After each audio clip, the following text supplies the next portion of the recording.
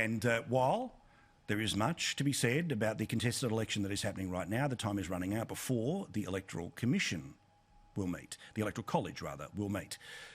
And that is expected to follow on from the certification in multiple states that will eventually make Joe Biden the next president. And as vehement as his supporters are, including the ones spitting at the television right now for me even saying what I have just said, Donald Trump himself was kind of openly talking about the idea that he expects not to be in office by this time next Christmas, but while celebrating Christmas in the White House, he says, "I might be back after the next election." But it's been an amazing 4 years. We're trying to do another 4 years, otherwise I'll see you in 4 years.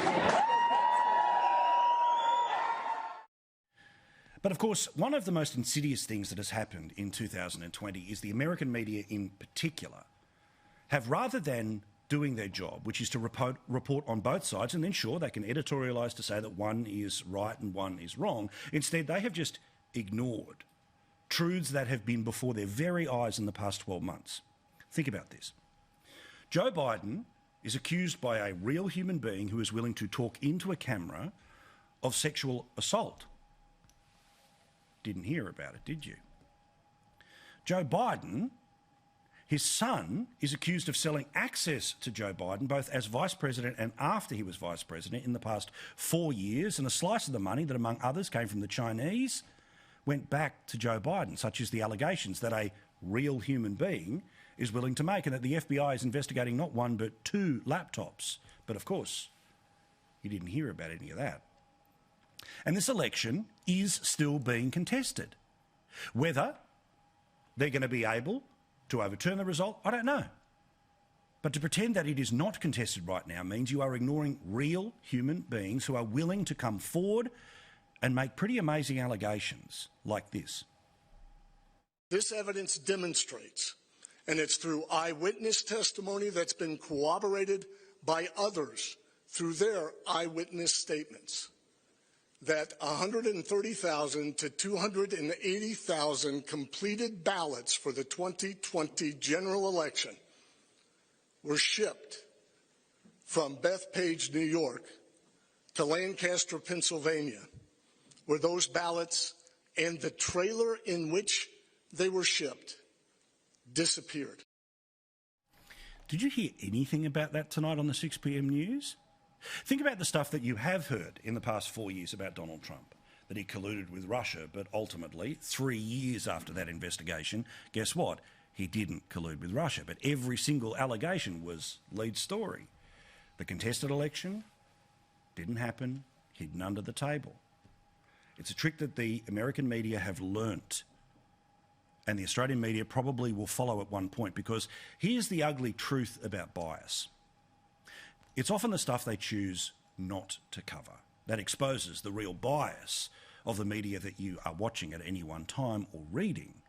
And what was frightening about what happened in this election is how the smallest of allegations that became absolute fact, yet ultimately unproven, about Donald Trump, that when there were people who were willing to go further than the anonymous backgrounding that happened for Joe Biden, when people were willing to say things and put themselves on the line, you heard nothing.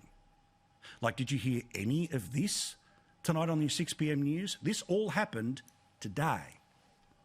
I know I saw ballots with return addresses filled out, thousands of them, loaded onto my trailer in New York and headed for Pennsylvania, and wondered why I was driving complete ballots from New York to Pennsylvania, so I decided to speak up. What I witnessed at the TCF Center was complete fraud. The whole 27 hours I was there, batches of ballots being ran through the tabulating machines numerous times, being counted 8 to 10 times. Not one of the military ballots was a registered voter. And the ballots looked like they were all exactly the same Xerox copies of the ballot. They were all for Biden across the board. There wasn't a single Trump vote. He said these are all hooked into the internet, and that is illegal, and it should not be happening because it opens them up to hacking. So I was aware of that. But if you heard anything about the contested election in the United States, I bet you probably heard this about the Attorney General and what he said today. It was a declaration that drew a sharp response from the Trump campaign. Attorney General Bill Barr telling the Associated Press, to date, we have not seen fraud on a scale that could have affected a different outcome in the election. The president's attorneys, Rudy Giuliani and Jenna Ellis, firing back. With all due respect to the Attorney General, there hasn't been any semblance of a Department of Justice investigation. We have gathered ample evidence of illegal voting in at least 6 states, which they have not examined. It's all a bit cute, and you know how this works. To even tell you what happened today apparently means that I am in denial of what happened at the start of November. I'm not. I still cop shit for saying I went through the full 5 stages of grief to accept the Biden presidency.